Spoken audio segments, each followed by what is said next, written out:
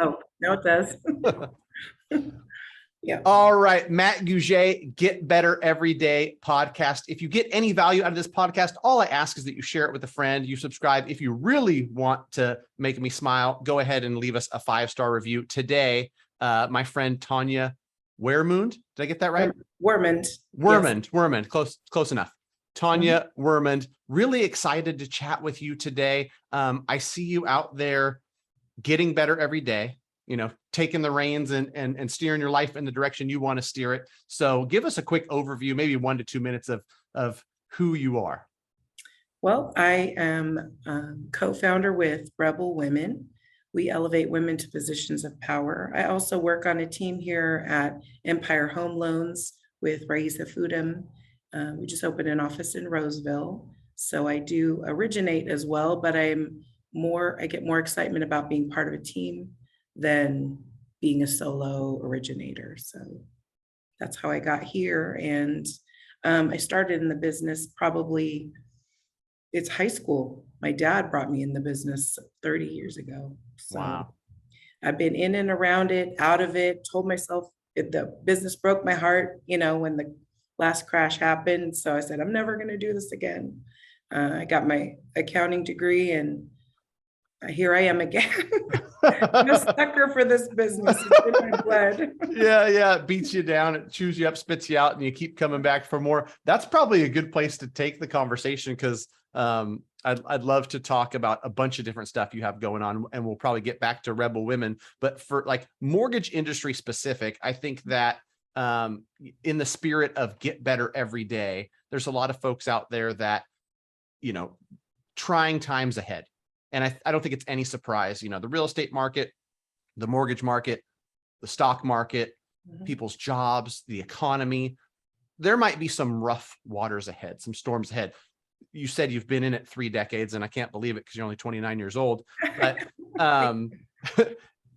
what would be some advice you would give to get better everyday listeners about, like, it's not always going to be sunshine and rainbows? What do you personally do to make sure that you're, battle tested and ready for any oncoming storms? Well, I think that's part of the reason why I started the 75-day quest. I'm not calling it hard. Because your mental game, it's all in mental, because every day you have to have a talk to yourself every morning.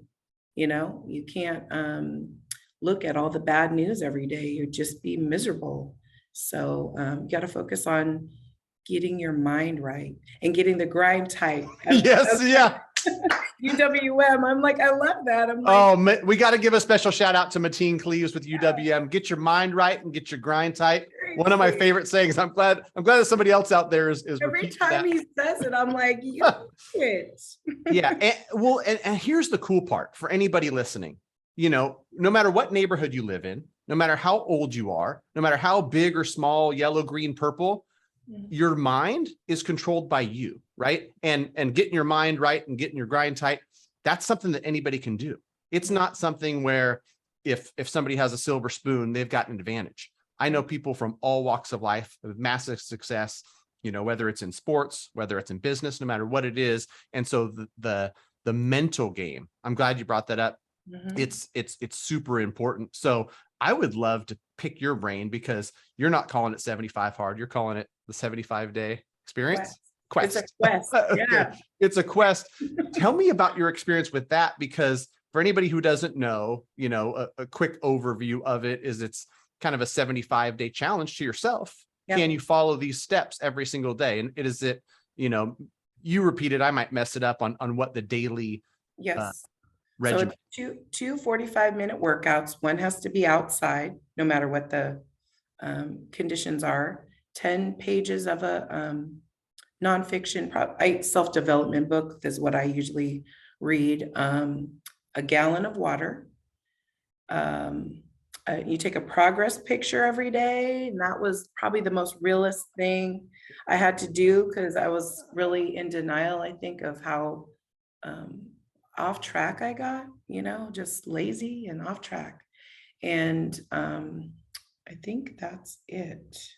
Yeah, 2 workouts, the water. I think you got to follow a diet plan. It's not a specific one. Follow a diet plan. Yeah, yep. and then that. And so it's not easy. And I've talked to a lot of people. Actually, I think it was 2020 I did it, and I got into the 30s and I got sick. Something happened. I had to, stop that mission on my 75-day quest.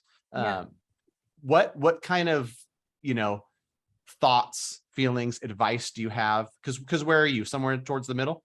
I'm 32 or 33 days now. So the first attempt at this was years ago before COVID. I think I got to day 8.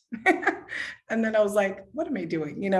But I know right now, especially in our industry and everything that we're going through in life, in, our country, there's a lot of things that are impacting our mental game. And so pretty much said, I need to focus on getting more discipline because, I'm an empty nester and I've enjoyed not having any responsibilities. And I can just take off when I want. But to me, it's like that got me, I think, a little lazy. So here I am just trying to get my mental game back. And that it's really helping me just to have a focus on my health. And because my health has declined, I'm getting close to 50. So I'm having a lot of like joint issues and things like that. So I think getting my health in order and the mental is key to everything we do. I Our totally agree. mental And game, our business, our personal life, we need to take care of ourselves. And so that's where I'm at. I need to take care of me. yeah, I love it. And I want to pull something out that you mentioned because, surviving the mortgage industry for 30 years, building the business that you've built, the team that you've built, I know you're not lazy. And I would replace the word lazy with comfortable. And I think that anybody listening, in whether it's your health, whether it's your business, whether it's relationships, I think getting comfortable is where you start to fall off track and you revert back to the mean, or you revert back to, something being stagnant. And Yeah. for growth in any area, which is kind of the whole motto of get better every day. If you're focused on getting incrementally better, just a little bit better every single day, the progress over a year, 5 years, 10 years is humongous. If you get comfortable and you use the word lazy, Yeah. it can fall apart, right? And I think that's what people need to hear. No matter where you're at, if you want to get better, it doesn't take huge steps. It doesn't take, from 1 week to the next, you're going to be in fitness competitions, right? Like I've been in and out of gyms and I've had, health, and wellness kind of swings, right? Like I've gone anywhere from 175 pounds to 230, and it's just a matter of focus and not being comfortable. Because one of the memorable ones for me, I guess, was when my wife was pregnant with our first child. I called it being supportive, right? she was gaining weight and carrying a child, and I just got lazy and comfortable and sat and gained 50 pounds myself. So what do they call that? Like supportive weight or whatever it is, but Empathy weight or whatever. Empathy weight. Yeah, for sure. For sure. That's cool. I'm proud of you. You're 4X what you did the last time around. So I'm going to root you on to get through 75 days of that, because like you said, it's just a mental thing. And then you realize you're like, okay, that was really hard. And by staying focused, I was able to do it. It was just a mental game. So my mortgage business, hard, but I can do it. Relationship, hard, but I can do it. And anything you can accomplish. And I think that's what most people who I see doing those type of challenges, it's just to sharpen the mental muscle. Yes. Right. Which helps in all areas. So cool. I know you mentioned to me other areas that you're working on getting better every day. One of them is public speaking. Tell us about, had you ever joined Toastmasters before? Or is this the first go around?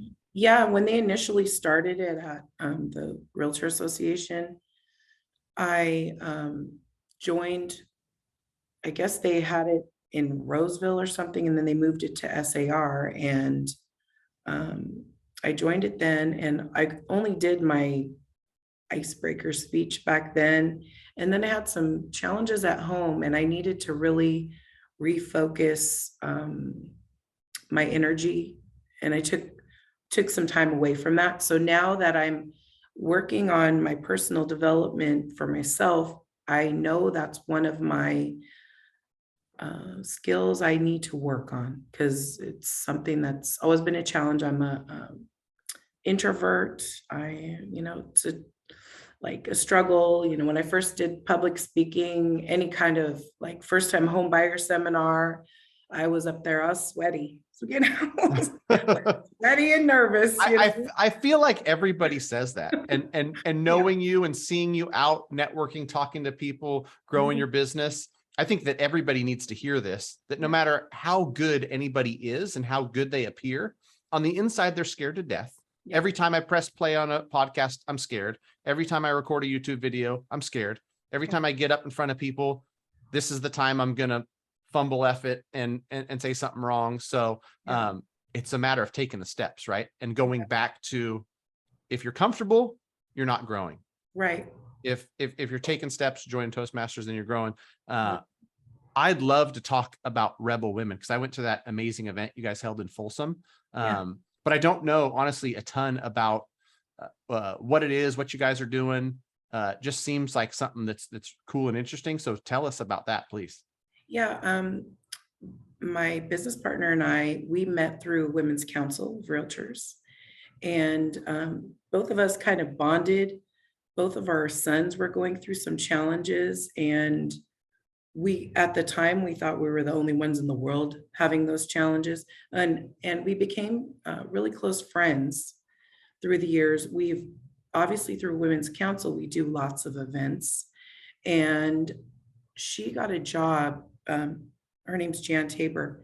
She works at the Capitol. She's a communications director for Senator Jim Nielsen.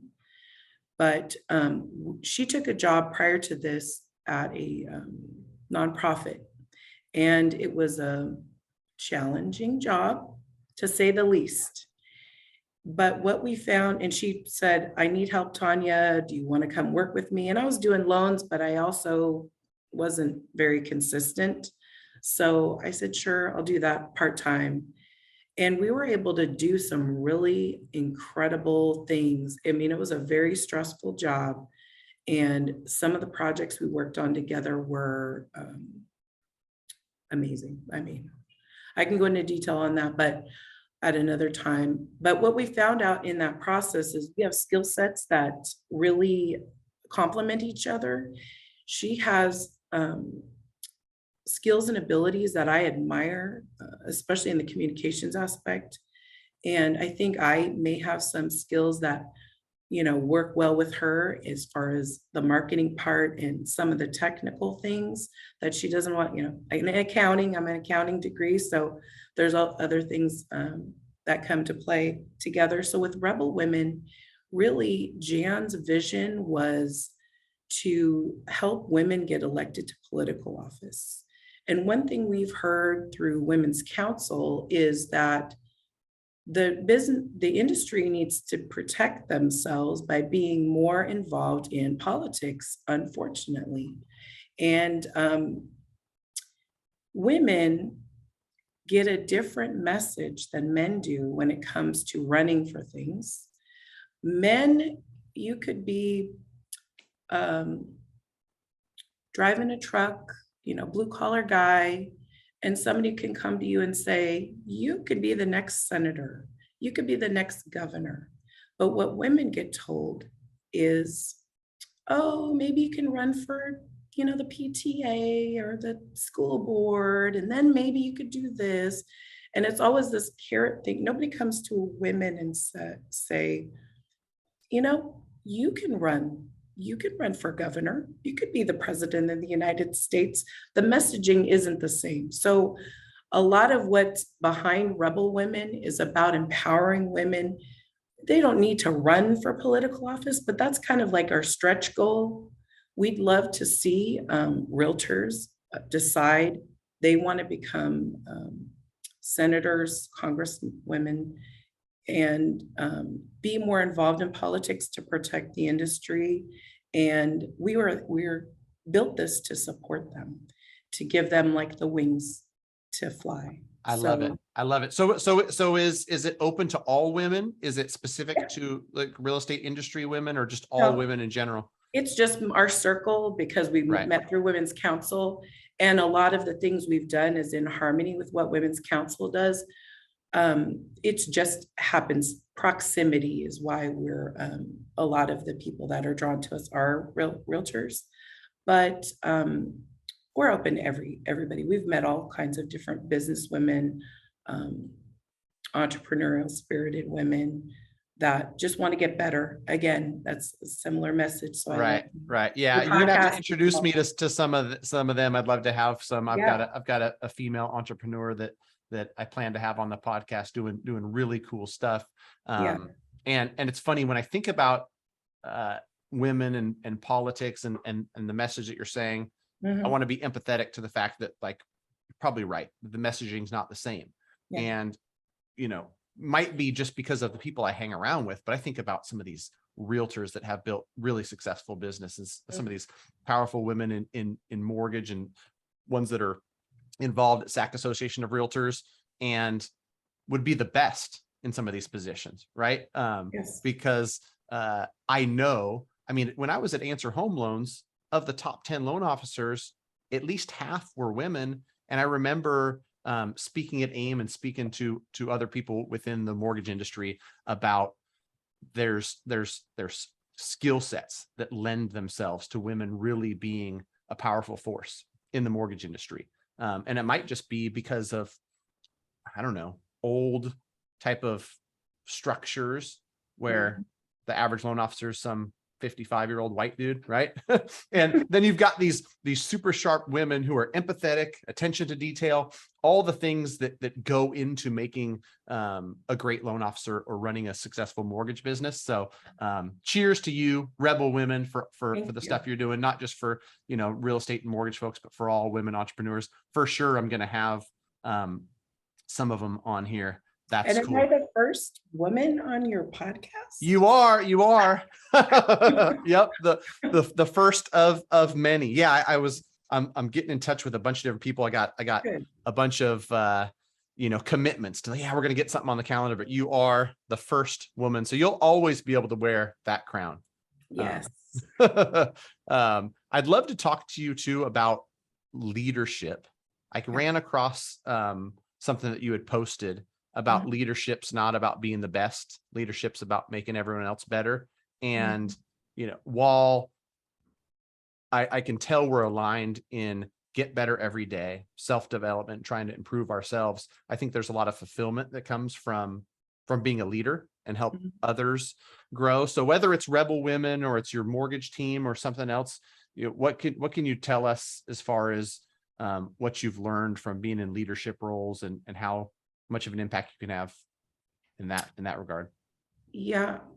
Women's Council obviously is head and shoulders above the rest with as far as leadership development's concerned in our industry.